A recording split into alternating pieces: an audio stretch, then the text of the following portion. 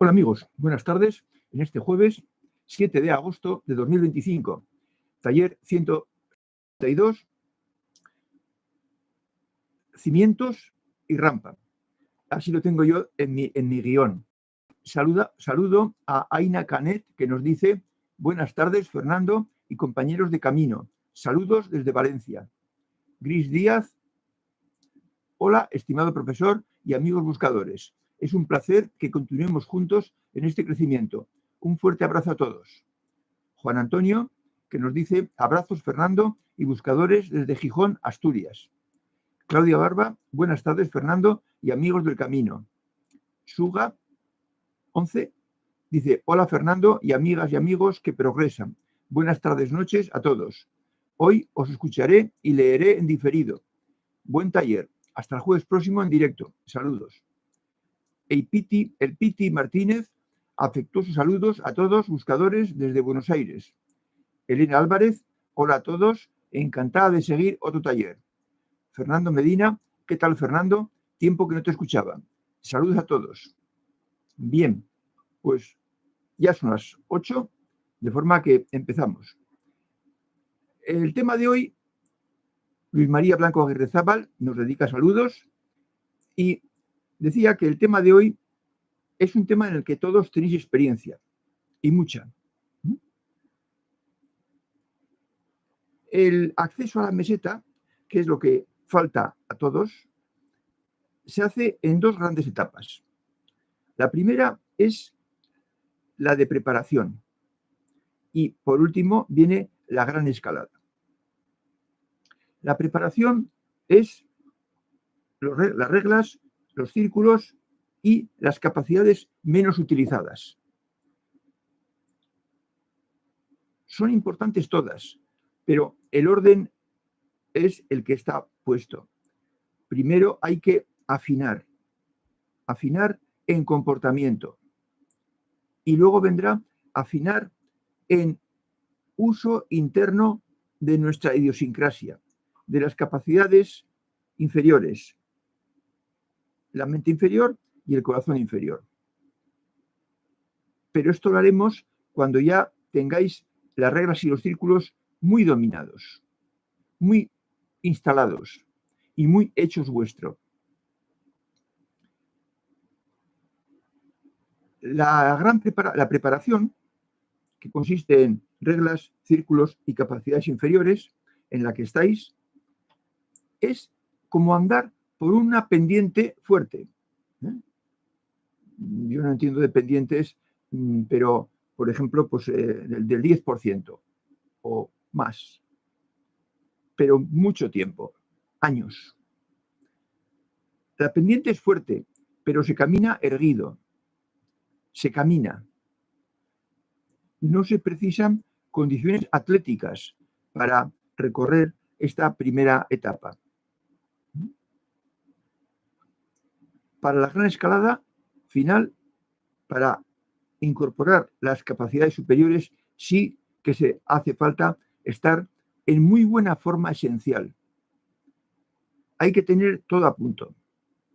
Todos los instrumentos utilizados, dominados y con facilidad, con fluidez. Ya ahora, en la preparación, no debiera darse el abandono temporal, el dejar de cumplir las reglas y los círculos porque nos hemos despistado. Eso no debe darse. Si ocurre por alguna circunstancia especial, por algo importante que sucede, negativo, que nos sacude, bueno, pues que en cuanto nos demos cuenta, nos recuperemos en una semana. Y así la pérdida de tiempo será el tiempo que hemos estado distraídos y abandonando el camino, no siguiéndolo, y una semana. En realidad, eso no es tiempo contado en sí mismo, porque tenemos todas las vidas que necesitemos. Pero sí es un riesgo de que esto se pueda repetir en otra circunstancia adversa análoga. Y eso podría poner en duda si hemos dejado atrás el punto de no retroceso. Y ya estamos, por decir así, obligados internamente, autónomamente, personalmente, obligados a seguir hasta alcanzar la cima de la montaña sagrada. Y eso es lo importante. Y los abandonos temporales son un riesgo de esa meta segura de alcanzar. De forma que estamos en la etapa final, tenemos ya muchas metas volantes superadas, eso habla en nuestro favor, en favor de nuestra potencia para caminar y seguir adelante, y nos falta esta etapa de la preparación para la gran escalada que son las capacidades superiores. ¿En qué consiste esta etapa actual? Pues consiste en abandonar costumbres infantiles, costumbres completamente equivocadas, en utilizar autopistas nuevas y no las autopistas erróneas, perjudiciales, neuronales, que veníamos usando antes cuando éramos mucho más ignorantes. Consiste en purificar las intenciones, en disfrutar del presente y hacerlo con plenitud. Esa regla debe estar presente permanentemente para mejorar nuestras posturas, nuestros actos, nuestras relaciones y hacerlo conscientemente y aumentar así nuestra plenitud. Ser positivos, incluso con ciertas adversidades encima, porque ser simpático y amable cuando todo va bien, bueno, pues eso lo hace mucha gente. Pero con cierta adversidad, no con una gran adversidad, pero con cierta adversidad, con cierta algo que no ha salido bien, que nos disgusta, ser simpático en esas condiciones, pues es heroico. Y tenemos que ser heroicos para superar las pruebas de arriba. No heroicos en el sentido de esfuerzo físico, pero sí en impulso. Heroicos en esfuerzo interior, en esfuerzo esencial. Porque son muy exigentes.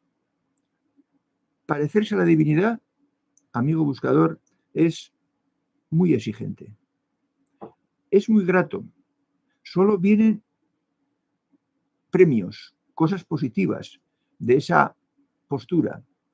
Pero precisamente por eso, porque es muy plena, porque tenemos que ser muy plenos, podemos fallar un poquito. De forma que cuando veas que no cabe mejorar en estas cosas que estamos diciendo, de purificar la intención, de disfrutar el presente, de ser positivo, cuando veas que ya lo haces todo y te cuesta encontrar una cosa en la que puedas mejorar, entonces será el momento oportuno de abordar la capacidad inferior menos usada a diario,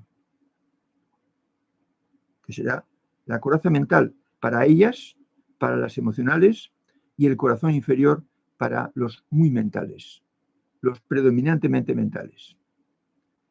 Esto último, la capacidad inferior, es un terreno más plano, más llano, más fácil.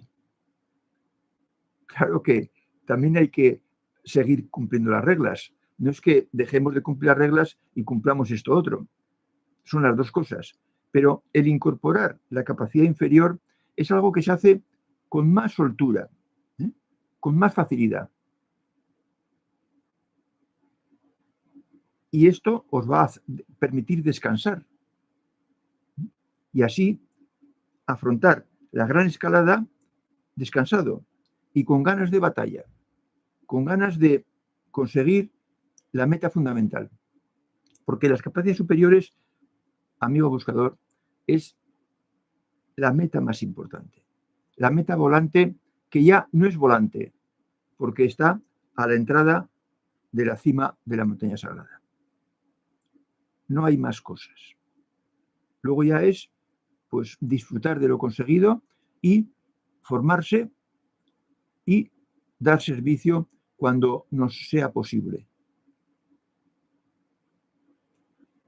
Entonces, hay un objetivo para esta primera etapa de preparación y es que tengamos la suficiente fuerza interna como para nunca caer en una gran dificultad. Con una gran dificultad encima, sería imposible atacar las capacidades superiores. Yo creo que supera la capacidad humana, aun siendo buscador, para atacar las capacidades superiores, irlas consiguiendo en medio, dentro de una gran dificultad. El día pasado vimos una gran dificultad de una mujer joven, madre, que contaba cómo había tenido sus problemas con un maltratador físico, un nivel 1. Y creo que ya veríais pues que se dejó ganar del optimismo, de la confianza, de las palabras vacías de su maltratador, cuando ya la había maltratado, y lo volvió a admitir. Bueno, pues eso en un buscador no debe darse, de ninguna manera. De manera que para evitar la gran dificultad, y sobre todo para no caer en ella y hacerla durar, hay que tener la mente inferior muy bien entrenada. Por eso esa es una tarea que hay que afrontar obligatoriamente antes de intentar atacar las capacidades superiores, porque sería un obstáculo, sería una piedra puesta en el camino que nos impide el paso. Los que habéis pasado las personas que habéis pasado una gran dificultad, recordar lo mal que se pasa, que se tarda mucho tiempo, años en dejarlas, en superarlas, en dejarlas atrás. Y eso os puede servir de aviso, de enseñanza. No más grandes dificultades. Diagnosticad cómo caísteis en ella. ¿Qué hacer para daros cuenta antes? ¿Qué podíais haber hecho para daros cuenta antes? Ver si la mente inferior juega un papel más o menos importante en qué remedio existía para que el peligro se dejara atrás de forma más rápida. Porque el peligro lo fue después, pero al principio no fue peligro, no fue riesgo, no pareció una amenaza. Al revés, una cosa grata. ¿Y por qué pasó esto? Pues quizás porque éramos más jóvenes, con menos armas, más inocentes, más despreocupados, más optimistas ante la vida, porque no habíamos tenido problemas, porque habíamos estado siempre cobijados por nuestros padres. Pero hoy ya sabemos que el 50% de los que nos rodean son maltratadores. Y por tanto, pues son imposibles de trato. Mientras estén lejos y no se fijen en nosotros, no pasará nada. No habrá ningún problema, ningún peligro. El riesgo es si se nos acercan. Un nivel 1. Nuestra mente ha de darse cuenta de que el peligro está, porque conozcamos por descripciones que nos han hecho, cómo es la gente maltratadora. Y que no vivamos en un mundo feliz, que analicemos lo que sucede y ver antes la dificultad. Y eso es análisis. Reflexionar. Pensar en qué puedes hacer tú para evitar caer en la gran dificultad. Y qué medidas está en tu mano tomar para que la dificultad se aleje o se supere. Y eso es síntesis. Y las dos son, análisis y síntesis, labores típicas de la mente inferior. Los cazadores del Paleolítico tenían que analizar dónde estaba la manada de caballos, qué salidas tenían para escaparse, poner dificultades en esas salidas y dejar un sitio para que fueran por ahí y ellos esperarles en ese sitio. Tenían que analizar y luego tomar decisiones y llevarlas a la práctica. Y así cazaban caballos y su tribu podía comer. De forma que el hombre cazador ha utilizado la mente inferior siempre. Por eso ellos no tendrán previsiblemente que poner en marcha la mente inferior, porque ya la tienen por idiosincrasia, por herencia atávica. Ya la tienen. La mujer no. La mujer se quedaba en la vivienda cuidando de los críos, de los niños, y preparando las comidas.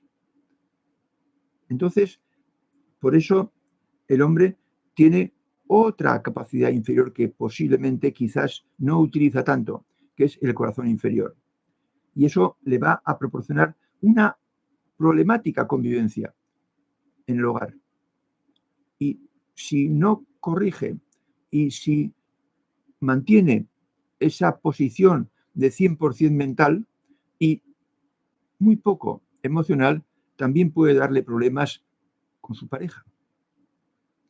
Y los problemas con la pareja son los más difíciles que hay de solucionar, de forma que puede llegarse también a una gran dificultad. Así pues, hay que anticiparse a las grandes dificultades.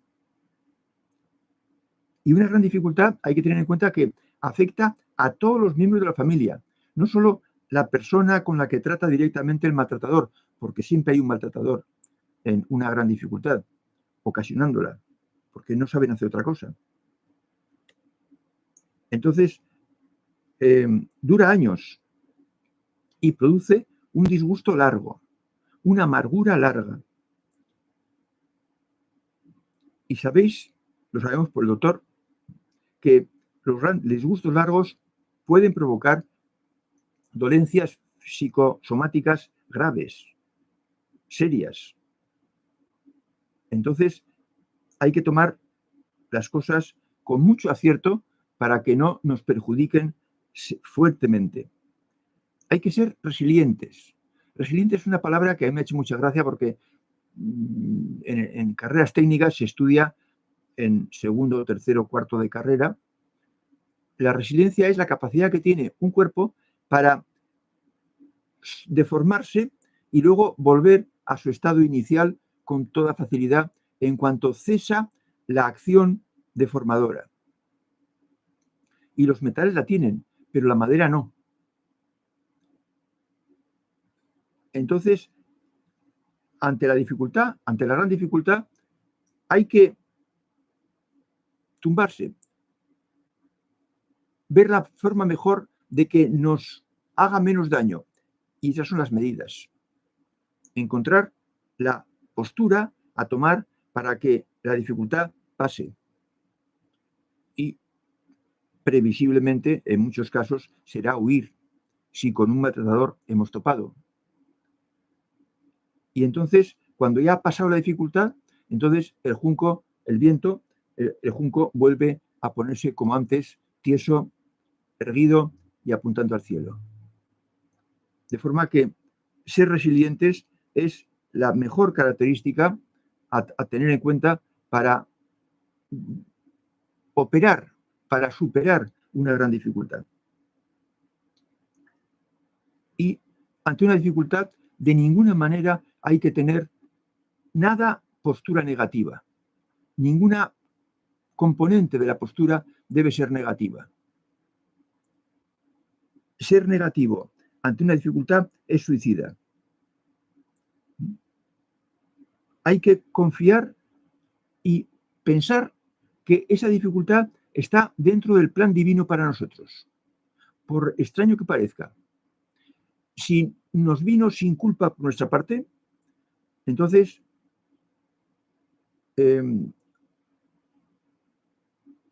no hemos sido responsables, pero más motivo para pensar que es una prueba que debemos pasar para superarla y ser más fuertes. Y si hemos tenido algo de culpa por no haber reaccionado antes, como enseñanza, para que no vuelva a pasar en el futuro. De manera que siempre pensad que esa gran dificultad no es ajena al plan que la divinidad tiene para vosotros. Y que vosotros elegisteis ese sitio sabiendo que iba a pasar esa gran dificultad. Y por tanto, sabiendo que la superaríais. Se supera siempre en un hogar estructurado. La dificultad, que no es vuestro caso, es cuando se da una gran dificultad en un hogar completamente desestructurado. Porque entonces nadie pone remedio, nadie aplica la mente inferior, nadie tiene prestigio para decir lo que hay que hacer, ni acierto para decidir qué hacer, y entonces la gran dificultad se ceba y revuelve a esa familia. Y no acaba nunca. El taller sí que ha acabado. Hasta aquí llegaba. De forma que voy a leer las muchas cosas que tengo sin leer. Angélica nos dice: hola, buenos días, Fernando y compañeros. Sonia Penayo: buenas tardes, Fernando y amigos. Miguel Ángel Medrano: buenas tardes, mis queridos compañeros buscadores, y en especial a ti, Fernando, querido amigo. Fernando Medina: ayer hablaba de ti, amigos, y de la meseta. Bueno, estupendo, ya nos dirás. Hernán Torres: buenas tardes, Fernando, saludos, amigos buscadores. Carlos Torres: buenas tardes, profesor, y saludos a todos los compañeros del taller. Talia González: buenas tardes, estimado Fernando y compañeros del camino. Juan Gómez: buenas tardes, vengo de la playa corriendo y he llegado tarde. No importa, la playa lo explica todo. Miguel Ángel Medrano dice: en mi día a día, al amanecer, siempre repaso las 6 reglas y mi círculo positivo para ponerlo en práctica. Y al cabo del día analizo cuánto cumplí de ello. Me congratulo conmigo mismo por lo hecho. Sí, muy buena práctica. Hay que tenerlas presentes lo más que podáis, sin ser pesados, con vosotros mismos, pero para que formen parte de vuestra forma de manera de ser, de vuestra idiosincrasia profunda. Teníais otra antes y ahora estáis cogiendo la idiosincrasia de la plenitud, del conocimiento, que es lo que se ha enseñado en esta humanidad, en este occidente, desde hace 2500 años. De forma que todo lo que hagamos para hacerlo nuestro es positivo y da su fruto. Antonio Cámara dice: si se hace un comentario que hace algún daño a otra persona, significa que no se ha conseguido superar el nivel 2. Esto sería una forma de maltrato. Si es cuasi diario, sí. Si es muy ocasional y por un motivo de adversidad que ha tenido el que hace ese comentario que hace daño, pues entonces puede no ser un maltratador, pero no estará muy lejos del nivel 2. del maltrato psicológico. De manera que un daño a otra persona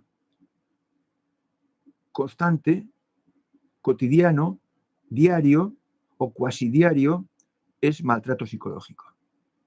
Ahora, que cuando algo te ha salido muy mal, cuando te quedas sin trabajo, pues estés de peor humor y respondas peor a los que te rodean, con los que tienes confianza, pues puede no ser maltrato.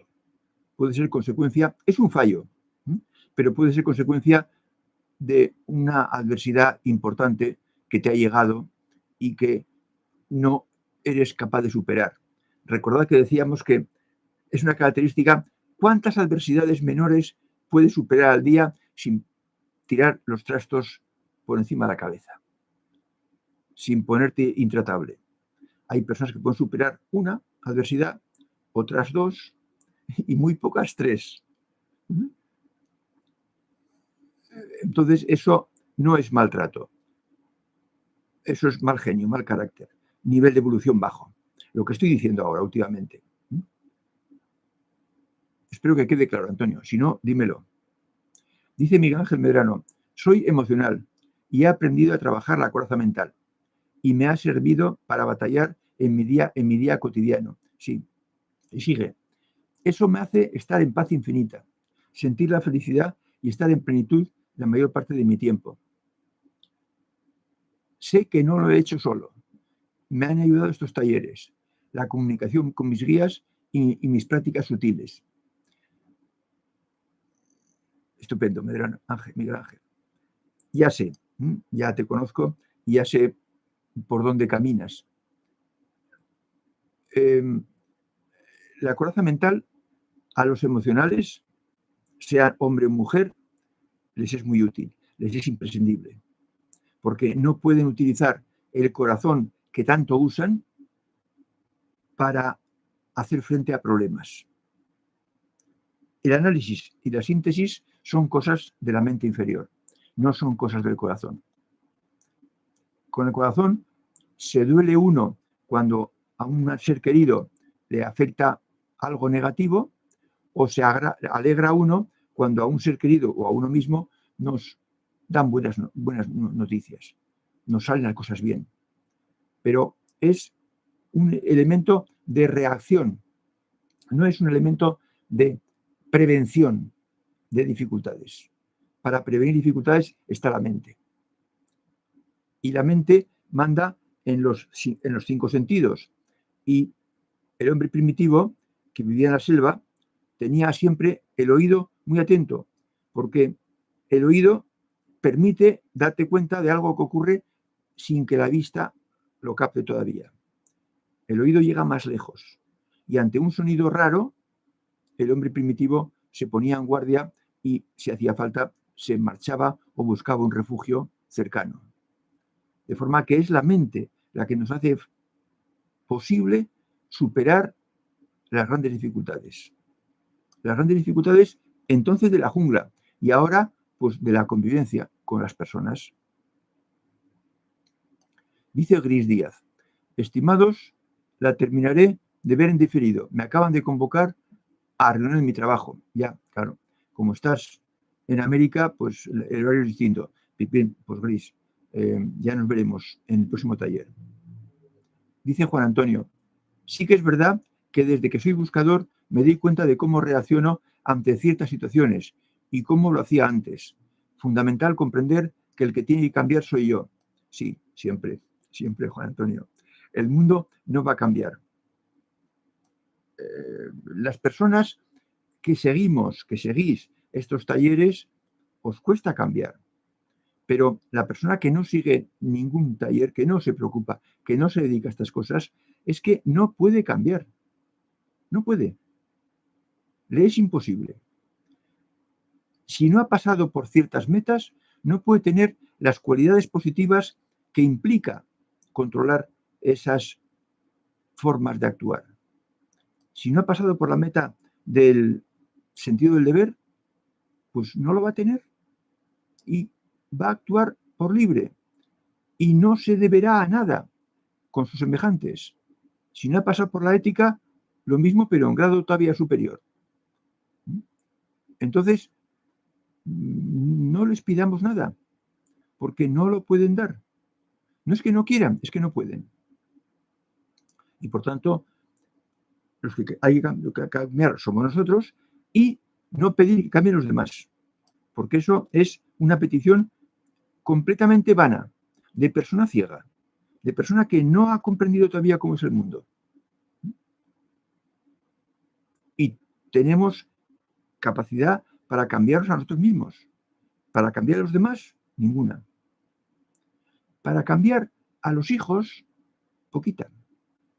Alguna quizás, cuando son muy jóvenes, pero para hacerles que obedezcan, no para cambiarlos.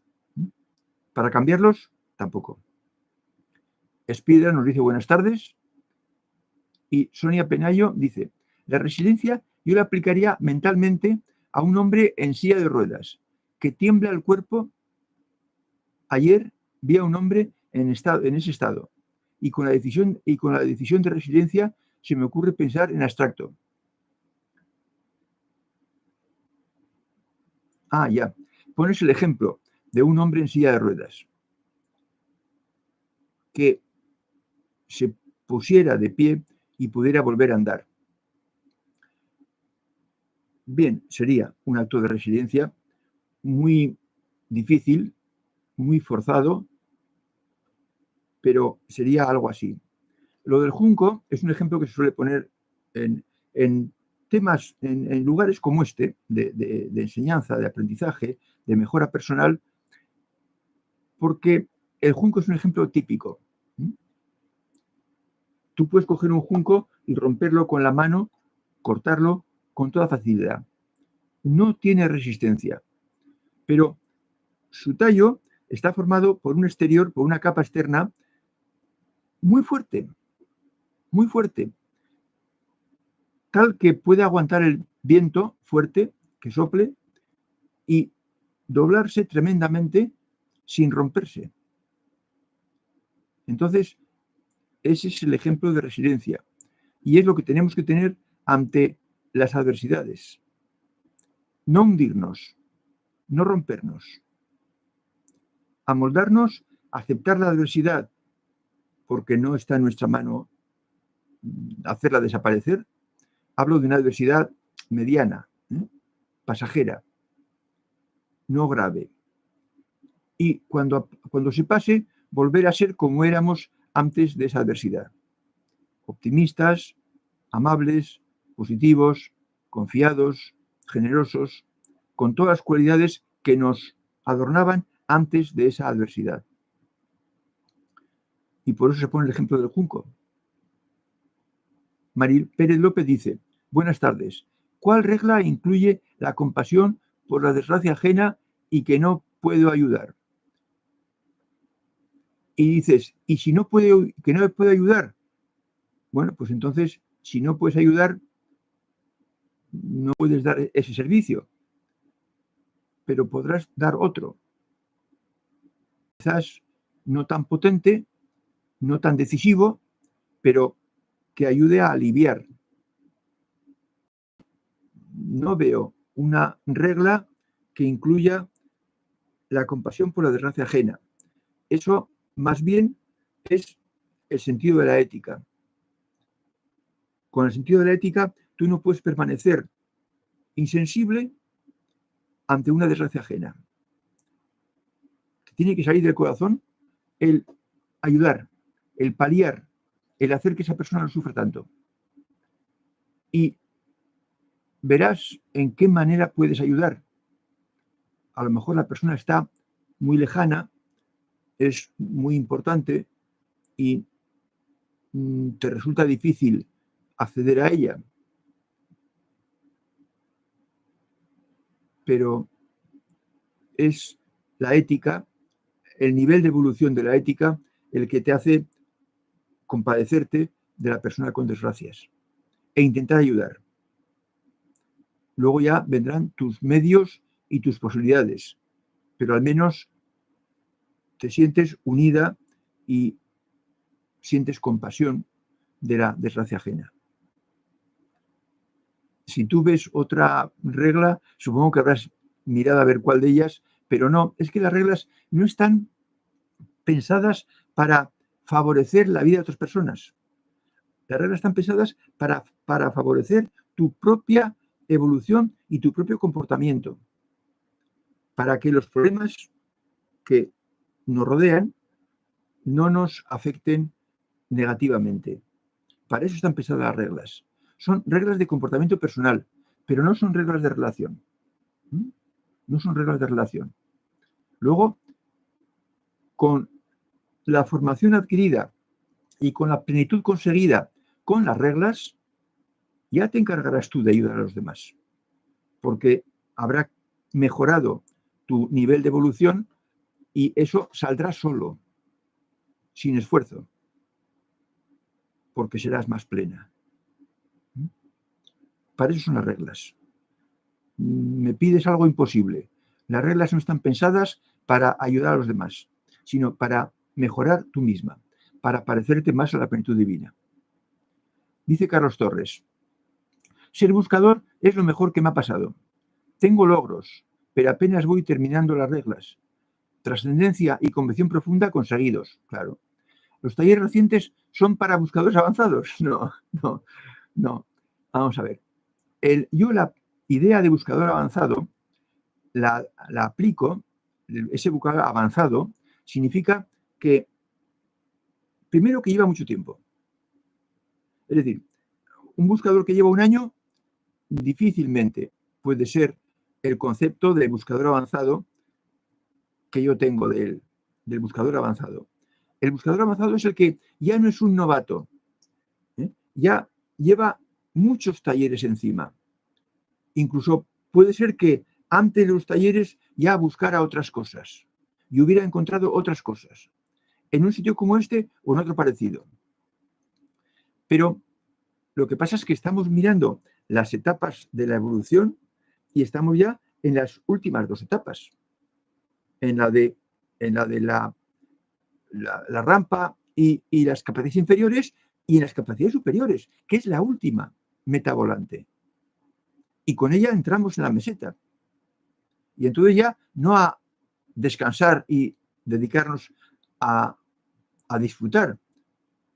Disfrutaremos, pero haremos cosas también en la meseta. Entonces, por eso puede parecer que estas metas que estamos hablando ahora sea para gente avanzada.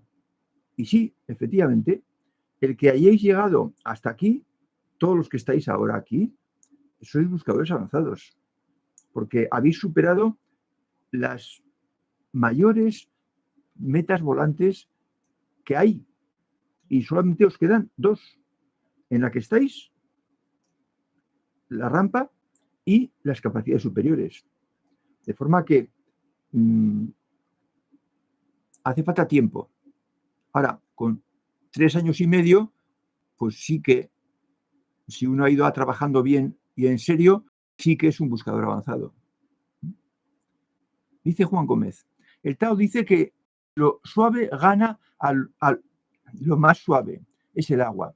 Sí, lo suave gana, lo más suave es el agua, sí, lo sé, Juan Gómez. Yo soy un enamorado de Lao Tse. Y hubo una época en que me compré todos los libros Tao Te Ching que encontré, todas las ediciones que encontré. Y recuerdo que en Barcelona, en las Ramblas, una vez, en un cajón, había 5 o 6 Tao Te Chings. Me compré los 6. Y esa edición es la única edición que tengo que es fiel al espíritu de Lao Tse, porque es la mejor versión que tengo.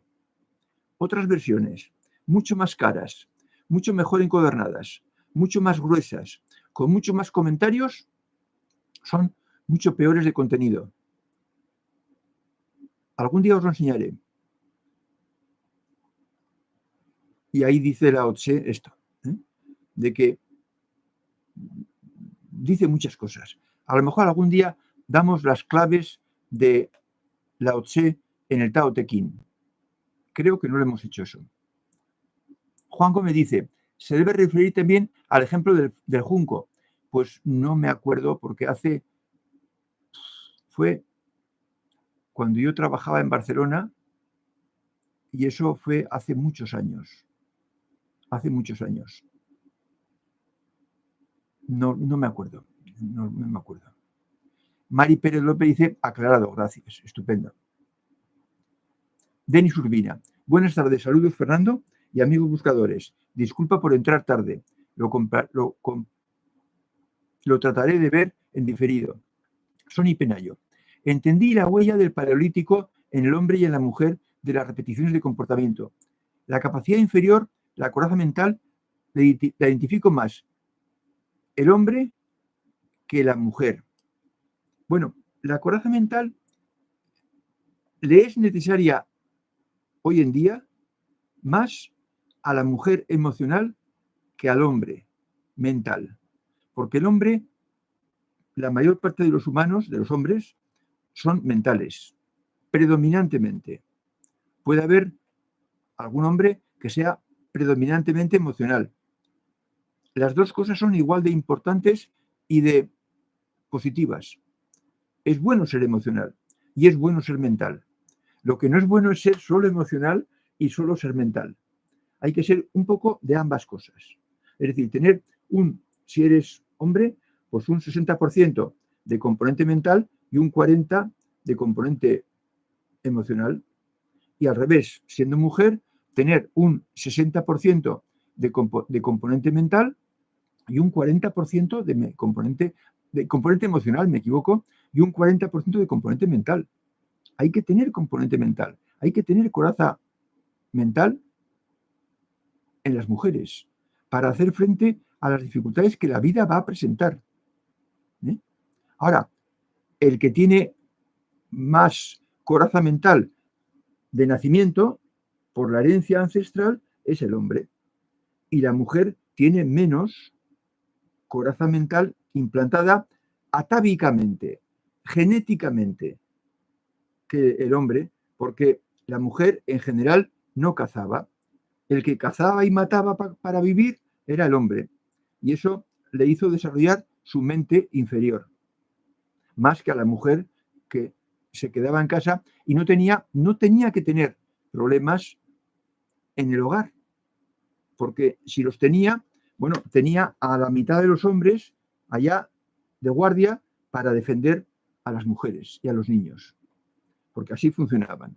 La mitad se iba a cazar y la otra mitad se quedaba de guardia para proteger el campamento. Dice Sony Penayo, Fernando, ¿podrías hacer un taller del tiempo prehistórico, paleolítico? Sí, se puede hacer. Lo anoto. Yo todas las peticiones que me hacéis las anoto y les pongo taller número.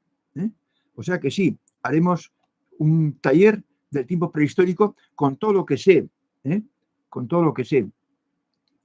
Es bonito ver cómo fue creciendo la civilización, porque nosotros estamos procurando cosas muy elevadas, pero en la base está la civilización, que es el que los humanos que viven en cuevas y que pueden tener enemistades con el de la cueva de al lado, con la cueva más cercana, pues, y pelearse, vayan a una ciudad donde están las casas, una colindante con la otra, y no pueden estarse peleando. Tienen que acostumbrarse a vivir en comunidad grande. Y eso es la civilización. Entonces, primero se dio la civilización y luego ya vinieron las culturas, los imperios y toda la historia que conocéis. Pero la formación de las culturas y de las ciudades es un tema también histórico interesante. ¿De acuerdo, Sonia? Buena idea. Dice Juan Gómez, ya dirás cuál es esa edición de la editorial del Tao. Sí, os lo diré, os lo enseñaré. No lo tengo aquí, pero es muy antigua. Es libro que no está cosido, sino que está pegado. Es un libro muy delgadito y no me acuerdo de qué editorial es. Está en castellano, pero, o sea, en español.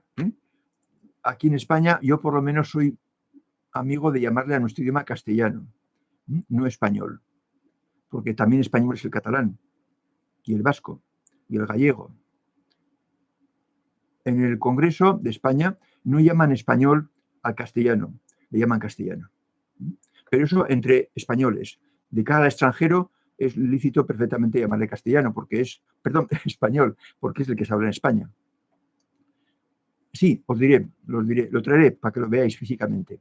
Dice Juan Gómez, si podemos dedicar un taller al libro del Tao, nunca lo hemos hecho, ¿no? No, vale, tomada nota. Dice Piedra, estoy con mejor resiliencia que antes. Hoy estoy atravesando problemas económicos en mi empresa familiar. Lidiar con socios que piensan muy distinto no es fácil, aun siendo familiares. Sí, es Piedra, efectivamente. Llevar una empresa, yo lo he hecho, y con socios, pequeñita, y es difícil, no es fácil. Pero ahí está tu habilidad, es Piedra, como buscador, como persona avanzada, para capear las diferentes posturas y llegar a consensos, pues por votación, como se pueda, evitando las rupturas, las posturas divergentes. Ahí está tu habilidad. Y efectivamente, ese es un problema que se supera o que se lleva mejor con resiliencia, sin tomarse las cosas a la tremenda y consciente de que debe haber una solución que se encuentre. Se tiene que encontrar una solución, porque la continuidad de la empresa es el bien fundamental. Dice Juan Gómez, yo ahora estoy leyendo a Epicteto y Marco Aurelio, buenas lecturas, porque como tú dijiste, pienso que como es más tardío y en latín, estará mejor traducido que los textos del griego antiguo. Bien,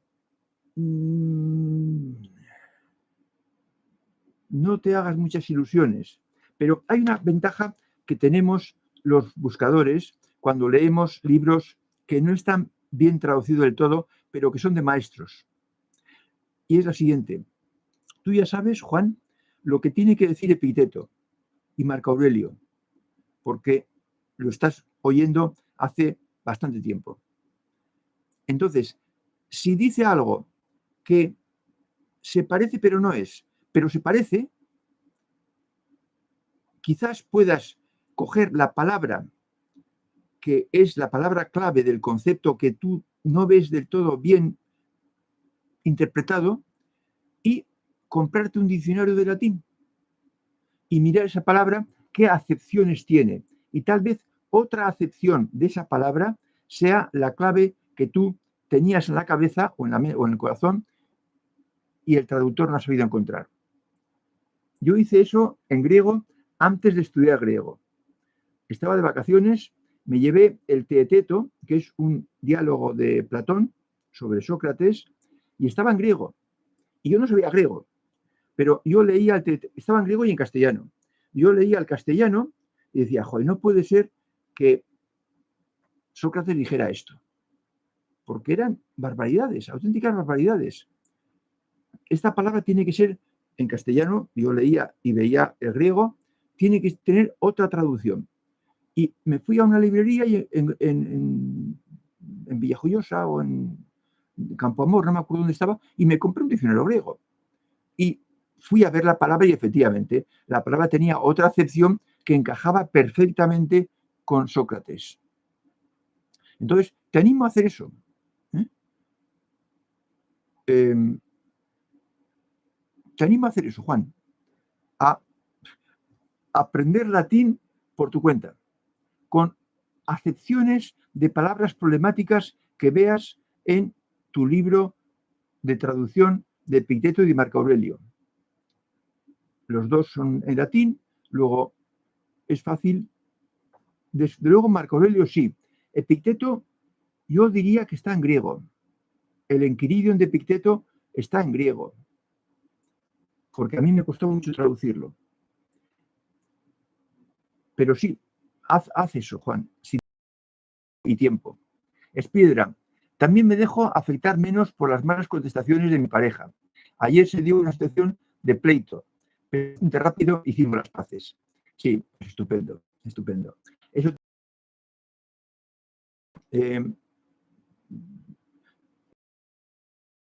que hacéis con vosotros mismos os da deseados, de todas. Siempre, siempre. Dice Fernando Medina. Fernando, te contaba de que ayer hablaba con mis amigos sobre la meseta. No recordando exactamente a tu clase, le decía que la meseta es un estado especial donde se siente equilibrio, estabilidad. Ya, vale. Sí, efectivamente. Es así. O sea, estabilidad siempre en la forma tuya de comportarte. Ya no tienes altibajos, porque con las dos capacidades superiores instaladas y ya con tiempo, o sea, instaladas pues unos cuantos meses, eso te da una estabilidad emocional y mental imparable. O sea, no hay nada, no hay nadie que te pueda hacer mal. Y líbranos del mal, dejó escrito alguien. Se estaba refiriendo a la meseta. En la meseta nadie te puede hacer mal, porque tú no le dejas, porque tu mente superior manda, y manda en todo momento, porque es mente por defecto, mente habitual, mente 100% del tiempo. Talia González, me he dejado afectar mucho por el tema del conflicto en Gaza. ¿Tiene esto que ver con la regla 2? Sí, claro. Pues siento mucho enojo. Pues el enojo no es bueno, Talia. El enojo es una negativa, una propiedad, un estado de ánimo negativo. Puede ser que eso te pase porque eres emocional y efectivamente lo que está ocurriendo en Gaza no tiene nombre.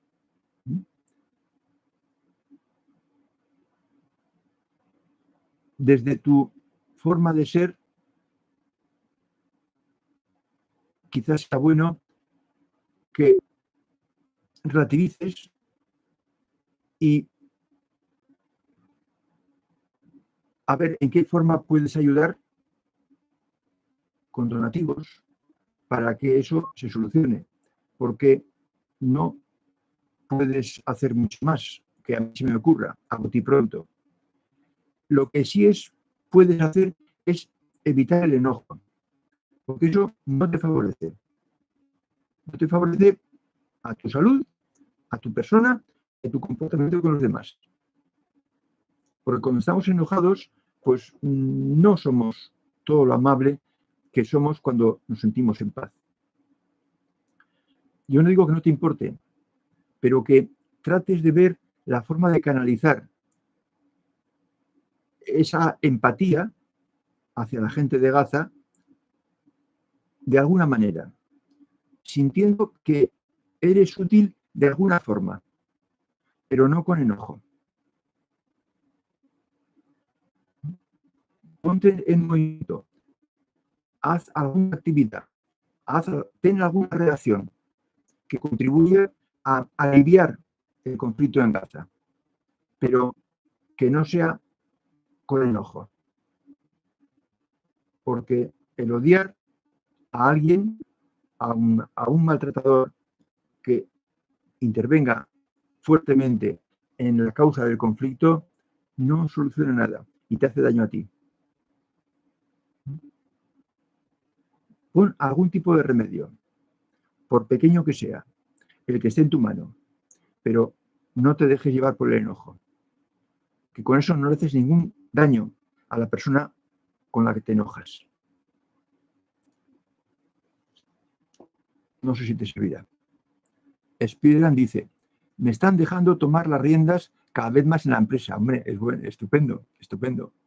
Tengo otro trabajo por mi cuenta, pero no quiero abandonar dicha empresa. Temo que se venga más a menos, que se venga a menos de lo que ya está. Ya.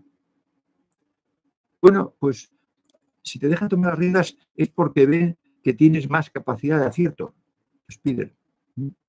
Porque tienes más capacidad de acierto. Aplica tu inteligencia al trabajo familiar,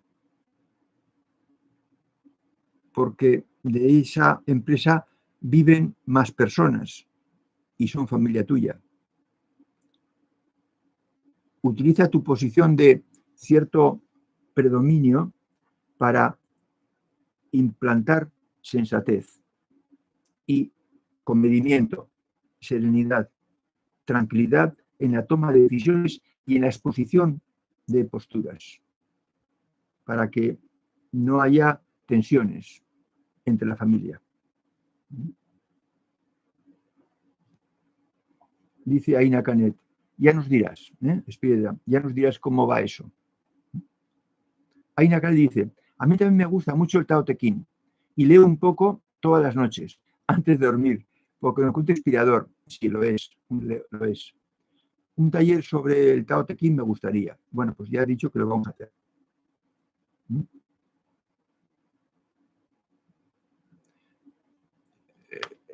Tao Te Ching, como buen oriental, es muy sutil. Lo contrario de los griegos. Los griegos eran muy brutos o muy directos a la hora de exponer las cosas. Llamaban al pan pan y al vino vino. No se andaban con delicadezas. Quizás porque estaban en un medio político en el que la ciudad era el Estado.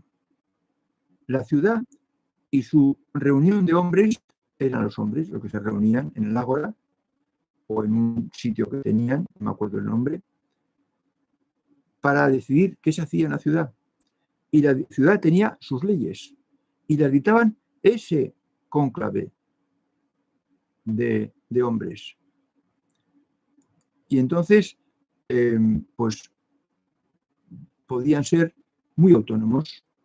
En cambio, en un imperio, como era el chino, pues el enseñar o el predicar cosas positivas, pues tenía que hacerse de una forma mucho más sutil, mucho más velada con V. Pero es muy bonito. Y tiene algunas claves que no es que sean muchas ni muy importantes, pero ya las diré para que se entienda mejor, Aina, para que entendéis mejor. Y Talia, sí, me pongo manos a la obra. Estupendo, Talia, estupendo, me alegro mucho. Porque ya llevo un buen porcentaje caminando en las reglas 1 y 2. Ya, claro. Sí, tú has empezado tarde.